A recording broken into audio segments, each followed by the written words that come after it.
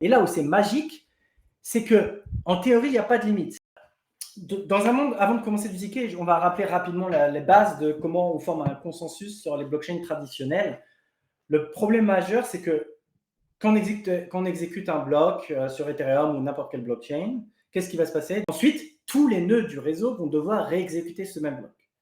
Donc, si vous avez un réseau avec 10 000 nœuds, c'est-à-dire que les 10 000 nœuds vont réexécuter. La conséquence de ça, c'est que votre capacité va être limitée toujours par les nœuds les plus faibles de votre réseau. Et en fait, on va avoir une tension insoluble entre à quel point on veut gérer le nombre de transactions haut sans devoir heurter la décentralisation pour que ça reste accessible à n'importe qui de lancer un nœud et de participer, d'avoir la souveraineté complète. Donc, en théorie, si vous voulez avoir le meilleur niveau de self-custody, souveraineté, etc., chacun devrait lancer son propre nœud. Comme ça, c'est le seul moyen d'être capable de vérifier que personne ne triche, etc., de vérifier toutes les règles de consensus. C'est le Graal pour la souveraineté et la self-custody. Donc en fait, à cause de la façon dont on fait un consensus qui impose à tout le monde de réexécuter, on est limité.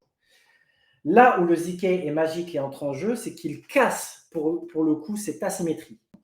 Si bien que les nœuds du réseau, ils n'ont pas besoin de réexécuter, donc ils n'ont pas besoin d'avoir la même capacité de calcul que ces super machines. Ils peuvent simplement vérifier la preuve mathématique et ils ont la conviction absolue que c'est vrai. Donc que l'état de la blockchain après exécuter ces 1 million, 1 milliard de transactions, c'est bien ça. C'est bien ce qu'on me dit et je n'ai pas besoin de le réexécuter. Et là où c'est magique, c'est qu'en théorie, il n'y a pas de limite. C'est-à-dire que là où c'est fort, c'est que plus il y a une asymétrie de différence entre la puissance de calcul du prouveur et des gens qui vérifient, plus ça devient intéressant.